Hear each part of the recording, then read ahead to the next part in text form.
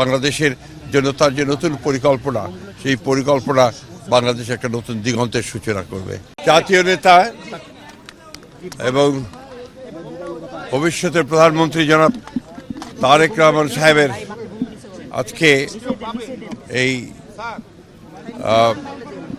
জুলাই যুদ্ধের অন্যতম সেনানী উসমান হাদির কবর জিয়ারত করতে আসবেন। সেই সঙ্গে তিনি জাতীয় কবি নজরুল ইসলাম সাহেবের কবর জিয়ারত করবেন। এটা নিঃসন্দেহে তার যে রাজনৈতিক প্রজ্ঞা, সেই প্রজ্ঞারই পরিচায়ক। আজকে একটা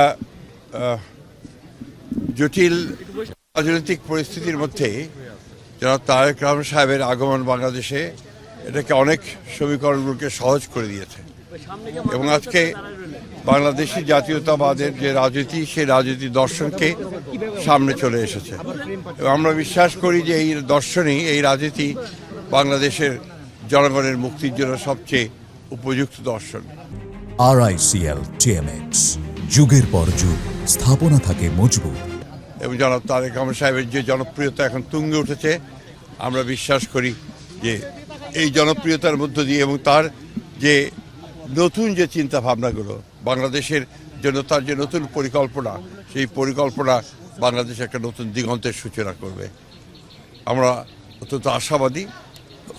দ্রুত নির্বাচন যখন আপনার অনুষ্ঠিত হবে, সেখানে নিঃসন্দেহে জনাব তারেক রহমান সাহেব সবচেয়ে বেশি সাফল্য লাভ করবেন। সেই আমরা মনে করছি যে সেটা অনেকটা দূরীভূত হয়েছে। তবে চক্রান্ত ষড়যন্ত্র সেটা আগে ভাগে কিছু বলা যায় না। তবে এখন মানুষের মধ্যে সেই সংখ্যাটা দূর হয়ে গেছে।